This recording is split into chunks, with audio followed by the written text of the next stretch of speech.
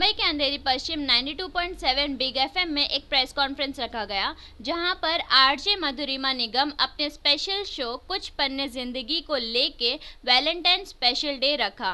मधुरिमा ने अपने इस शो पर पहले भी कई बड़े गायकों को बुलाया था, जैसे अभिजीत, अलका, अनु मलिक, लेकिन इस खास मौके पर मधुरिमा ने अपने हस्बैंड सोनू निगम को बुलाया, जहां पर इन्होंने अपनी ज़िंदगी के काफ़ी सारे पन्ने खोले। इस शो में मधुरिमा हर गायक से उनके बीते दिनों के बारे में पूछती है। सोनू निगम का कहना है कि उनको यह शो बहुत पसंद आया। अब जल्द ही यह शो लोगों को देखने मिलेगा। तो आइए जानते हैं इस बारे में सोनू निगम और आरजे मधुरिमा का क्या कहना है। ऐसी कोई खास अहमियत नहीं है मेरे लिए, क्योंकि हम लोग उस कल्चर से बड़े नहीं हुए जहाँ पर वैलेंटाइंस डे पे डिपेंड करना पड़ता था कि मोहब्बत है या नहीं है। बहुत लेट मालूम पड़ा स्कूल में जाके कि वैलेंटाइंस डे नाम की कोई चीज़ होती है। ये चांस की बात है कि हमारी जो एंगेजमेंट हुई थी वो 14 फरवरी को हुई थी और 15 फरवरी को हमारी शादी हुई थी 2002 में। उसके अलावा वैलेंटाइंस डे की कोई मेरे लिए ख़ास महत्ता नहीं है। प्यार है तो है, वो किसी भी दिन है, और नहीं है तो फिर कभी भी नहीं है। मधुरिमा, आप क्या कहेंगी?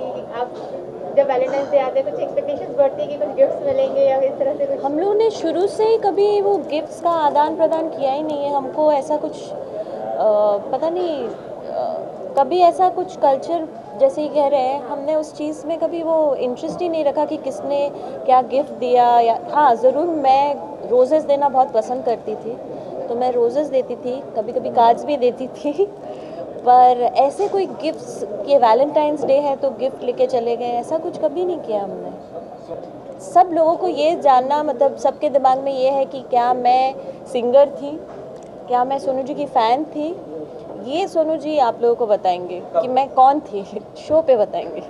शो बताऊँ? हाँ, मतलब इनके बारे में कभी कभी लोग ऐसे कुछ अखबारों में ऐसे आया था कि ये मेरी फ़ैन थी या मेरे पीछे प्रशंसक बनकर आई थी, गाने की शौकीन थी। ऐसा नहीं था। इनसे मेरी मुलाकात हुई थी 24 दिसंबर की रात 1995 को कलकत्ता में। उसके बाद में 27 दिसंबर को एक बार फिर से मुलाकात हुई, और तब हमारी ये मेरा इंटरव्यू लेने के लिए आई थी उस समय। तो उस समय इंटरव्यू लेते हुए मैंने इनको बंगाली गाना था, उसमें एक दिन बोलना था, मैंने एक दिन बोल दिया, तो ये बहुत हंसी। तो मैं दिल में समझ गया कि हंसी तो हंसी। बहुत मेहनत करके आया हूँ अभी। मैंने काफ़ी ऑलरेडी मसाला खा लिया ताकि मेरा दिमाग तेज़ रहे, और मैंने प्याज भी खा ली है ताकि थोड़ा सा मेरे दिमाग में एकदम तेज़ तरह चीज़ें आएँ और मुझे और नर्वस किया जाए। हाँ, और मैं अच्छी तरीके से, कोई बात नहीं, इंटरव्यू ले रही है, इनको मैं थोड़ी कोई डराने के लिए यहाँ पर आया हूँ। मेरी बीवी है और इनको पूरा हक बनता है। वैसे भी ये मुझसे सवालात काफ़ी पूछती हैं ज़िंदगी में। पिछले 12 सालों में हमने काफ़ी बार इनके सवालों को उत्तर दिया है, कभी कभी नहीं भी दिया है। तो एक बार अभी ऑफिशियली उत्तर देने की कोशिश करते हैं कि इनके प्रश्न क्या होते हैं, और उम्मीद है कि इनके हर प्रश्न का उत्तर मेरे पास सही हो। नहीं होगा तो फिर देखेंगे क्या होता है। सोनू जी, 12 साल हो गए अभी शादी को, अब वो रोमांस लाइव रखने के लिए क्या क्या करते हैं? एक्चुअली मेरा मानना है कि, और मेरा मानना है, ऐसा नहीं कि मैं किसी पे कुछ थोपता हूँ, मेरा मानना ये है कि शादी एक ऐसी रीति है, एक ऐसा रिवाज है जो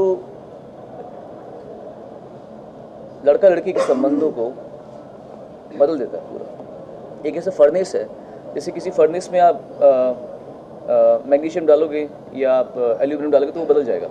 वैसे ही शादी एक ऐसा फर्नेस है जिसमें एक लड़का लड़की शादी के जब बंधन में बंधते हैं तो वो नहीं रहते जो वो शादी के पहले होते हैं, और लोग इसे माने या ना माने, लेकिन सबको पता है कि मैं जो बोल रहा हूँ सच बोल रहा हूँ। तो वो रोमांस जो शादी के पहले होता है वो वैसा रहता नहीं है। फिर इंसान के रिश्ते बन जाते हैं, जिम्मेदारियाँ हो जाती हैं, एक दूसरे के प्रति दायित्व हो जाता है, गिले शिकवे बढ़ भी जाते हैं, क्योंकि इंसान एक दूसरे को माइक्रोस्कोपिक आई से देखता है, स्क्रूटनी करता है। जो चीज़ें उसको पहले पसंद आती हैं वही चीज़ें बाद में उसको लगता है कि ओवर हो गया, थोड़ा सा ज़्यादा हो गया।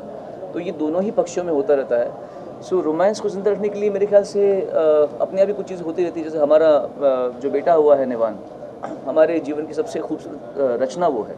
हमारी सबसे बेहतरीन जिसे कहते हैं कि हमारी क्रिएशन, हमारा एक्सपीरियंस, हमारा हमारी उपलब्धि सबसे बड़ी निवान है।